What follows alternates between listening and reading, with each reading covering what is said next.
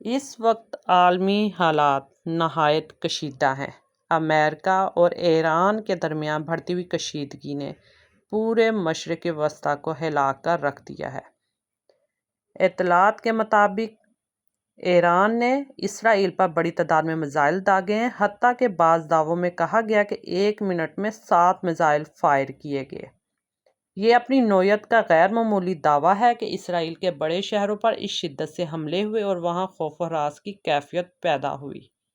ایران نے اقوام متحدہ میں واضح موقف اپنایا کہ وہ سرنڈر نہیں کرے گا۔ ایرانی قیادت کا کہنا ہے کہ ایرانی قوم ہتھیار ڈالنے کا تصور بھی نہیں کر سکتی اور آخری حد تک مقابلہ کرے گی۔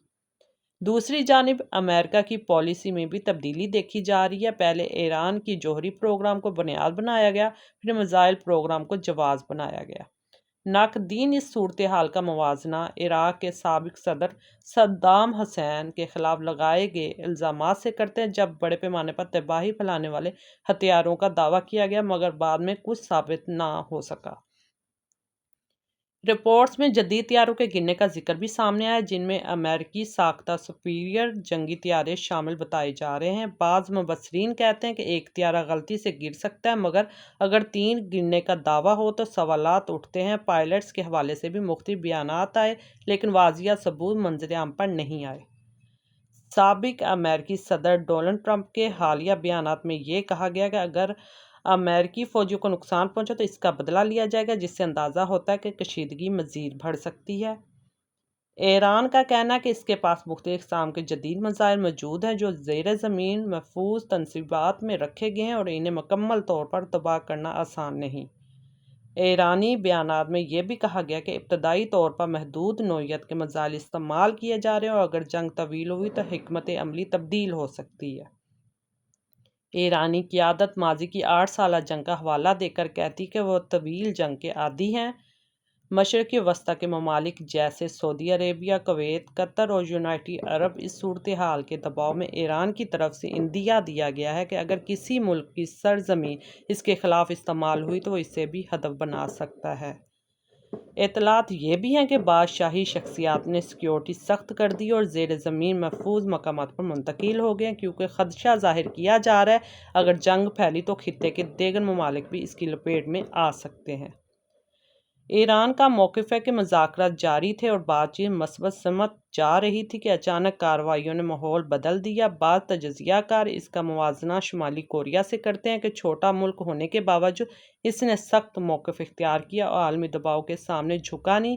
اسی تناظر میں روسیہ اور چائنا کے بیانات اہم سمجھے جا رہے ہیں۔ چین نے ایران کی خود مختاری کی حمایت کا اعلان کیا، جبکہ روس نے خبردار کیا کہ اگر مزید قدم اٹھایا گیا تو وہ بھی صورتحال میں شامل ہو سکتا ہے۔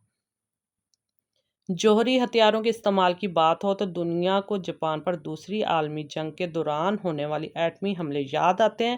اس سانحہ نے واضح کیا کہ ایٹمی جنگ انسانیت کے لیے کس قدر تباہ کن ہو سکتی ہے۔ اس لیے ماہرین کا خیال ہے کہ براہ راست ایٹمی حملے کا امکان کم ہے، کیونکہ اس کے نتائج ناقابل تصور ہوں گے۔ مسلم دنیا کے اندرونی اختلافات بھی اس بحران میں نمایاں ہیں۔ کچھ حلقے عرب حکومتوں پر امریکہ کے ساتھ قریبی تعلقات اور مبینہ طور پر تعاون کا الزام لگاتے ہیں، جبکہ دیگر اسے اپنی قومی سلامتی کی حکمت عملی قرار دیتے ہیں۔ عوامی سطح پر بھی مختلف ممالک میں احتجاج، بیانات اور سیاسی تنقید سامنے آ رہی ہے۔ یہ سوال بھی اٹھ رہا ہے کہ اگر کسی ملک میں غیر ملکی فوجی اڈے موجود ہوں اور وہ کسی تیسرے ملک کے خلاف استعمال ہوں تو اس کی ذمہ داری کس حد تک بنتی ہے۔ جہاں تک بادشاہتوں کے مستقبل کا تعلق ہے، تاریخ یہ بتاتی ہے اقتدار، دولت اور طاقت ہمیشہ قائم نہیں رہتے۔ اگر حکمران عوامی مسائل، انصاف اور علاقائی امن کو نظر انداز کریں تو اندرونی بے چینی بڑھ سکتی ہے۔ بعض مبصرین کا خیال ہے کہ اگر کشیدگی بڑھی اور میزائل حملے پھیلے تو خطے کے عمارتیں، شاہی محلات اور معاشی ڈھانچے بھی خطرے میں پڑ سکتے ہیں، مگر یہ سب امکانات حتمی حقیقت نہیں۔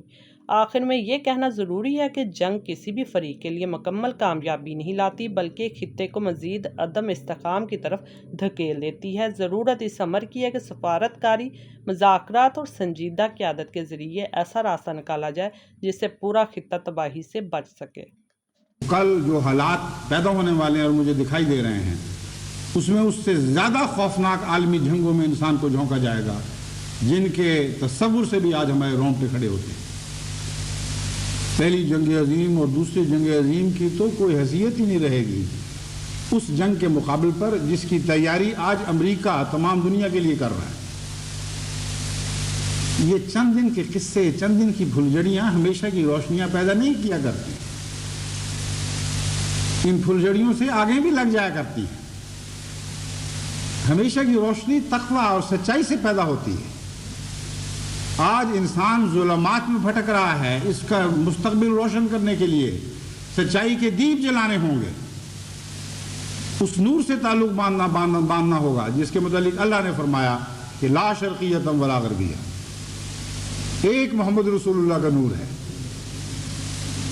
جس میں یہ طاقت ہے، جو اس لیے بنایا گیا ہے کہ وہ مشرق کا بھی ہو اور مغرب کا بھی ہو. نہ اس میں مشرق کے لیے کوئی بود ہے، نہ مغرب کے لیے بود ہے. نہ وہ مشرق کا ہو رہا ہے، نہ مغرب کا ہو رہا ہے.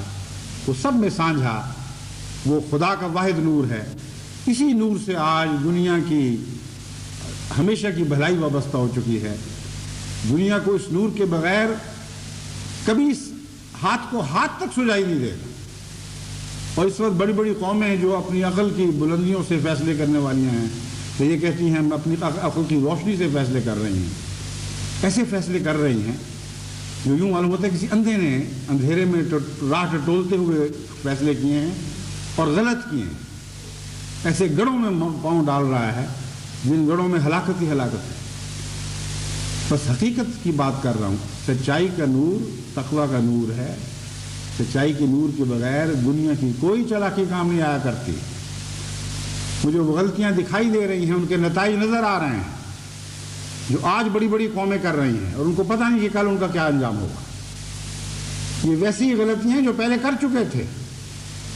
یہ ویسی غلطیاں ہیں جن کے نتیجے میں بہت ہی خوفناک جنگوں میں جھونکے جا چکے ہیں. کوئی نئی غلطیاں ان کی پٹاری سے نہیں نکل رہی. وہی ناانصافی کی غلطیاں، وہی تکبر کی غلطیاں، وہ بے وقوفی کی تعلی کی غلطیاں پھر دہراتے چلے جا رہے ہیں اور پھر دہراتے چلے جا رہے ہیں.